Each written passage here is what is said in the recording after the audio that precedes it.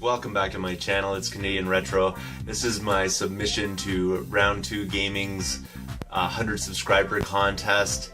Again, this is another one of those things where if you haven't checked out this guy's channel, you got to. His collection's absolutely amazing as well, and he's got lots of interesting things going on his channel.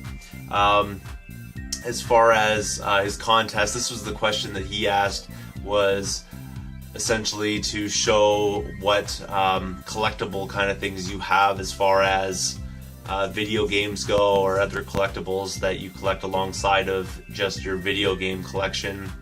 Mine, I don't know if it really qualifies. I'm not a huge collector of many other things other than RC cars, which is only a minor hobby of mine. I don't really actively engage that much in it anymore.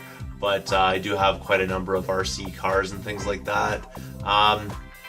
But my collection consists of something that is video game related, and it's a necessity for the video games, but not essentially something that's a collectible on its own. Like, it's absolutely part of the game. So I'll show you this right now. For those of you that are aware of my channel, you're probably not going to be surprised by what I'm going to show you here. So what it is that I collect is the Skylanders games. So here is an overview of most of my collection right here. I'm going to probably go through this at a later date. It's basically the Series 1 characters, which I have all of. The Series 2 characters, which I also have all of, except for one I'm looking for, Zook, but I do have him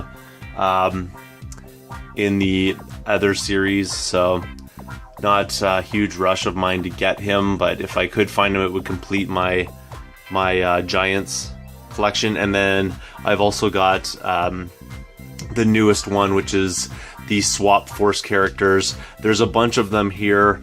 I have some more down here just because there's no more room on this shelf, and some that I haven't even unboxed yet. There's another one back there, over there as well. Unfortunately, the lighting here is not so great, but I do have a number of other ones I have not taken out of their boxes yet. I just have not had the time to sit down and unpack them all.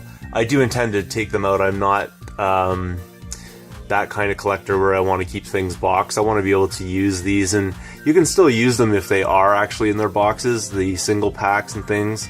But these swappable kind of guys, like this guy here, the whole purpose of them is to swap their tops and bottoms, so really there's no reason to keep them boxed, because honestly, you know, you just can't do anything with them if you just keep them like that. I mean, you could play them as normal, but you couldn't do the whole point of it, which is to swap them. So as you can see, I have quite a few of the Skylanders. I started right when it first came out. I was really intrigued by that game. If you don't know a whole lot about it, you should go check it out.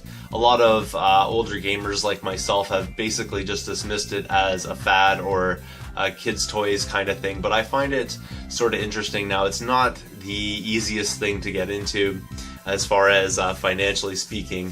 I have built my collection up over time, so I don't feel like, you know, it's been that big of a hit on the wallet. But if you tried to collect all this stuff all at once kind of thing, it would be thousands and thousands of dollars worth of things. I mean, each one of those figurines ranges from about, you know, $10 to $13, $14 each if they're new kind of thing. Some of them are even upwards of 20 when you're talking about the Giants and things like that, or the new swap guys and things like that. So it does get kind of expensive, but over time I've built up that collection, so it hasn't felt as financially damaging as it would be if I did that all at once. Now, speaking to that, the game itself is pretty simple. It's just basically like a dungeon crawler kind of thing, and you can put your characters on your portal, which then puts them in the game, and the information that you get as far as like upgrading your character or the level they're at and things like that, it all saves to the actual figurine, which is kind of cool too.